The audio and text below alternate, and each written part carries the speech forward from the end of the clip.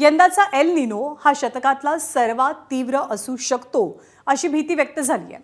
European वेधशाळा ECMWFनं हा अंदाज व्यक्त केलाय।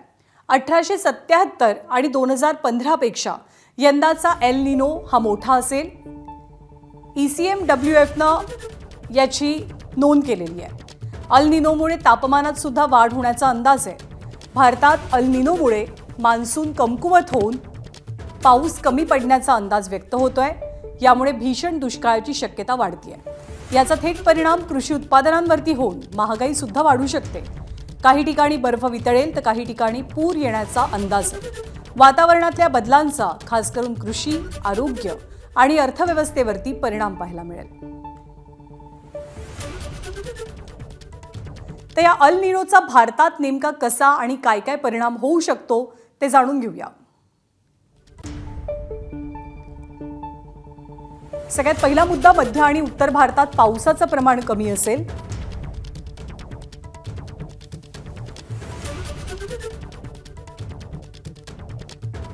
दुसरा मुद्दा म्हणजे भारतातल्या काही भागात उष्णतेची लाट येण्याची शक्यता आहे। खरीप आणि रब्बीच्या उत्पादनावरती सुद्धा परिणाम जाणवेल। कृषी उत्पादन घटल्यामुळे अर्थव्यवस्थेवरती सुद्धा परिणाम दिसून येईल।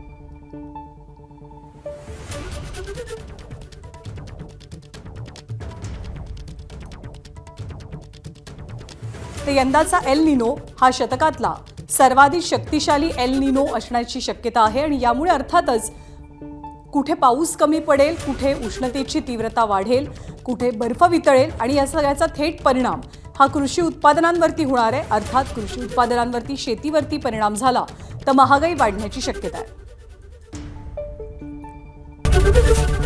एबीपी माझा, उघडा डोळे बघा नीट।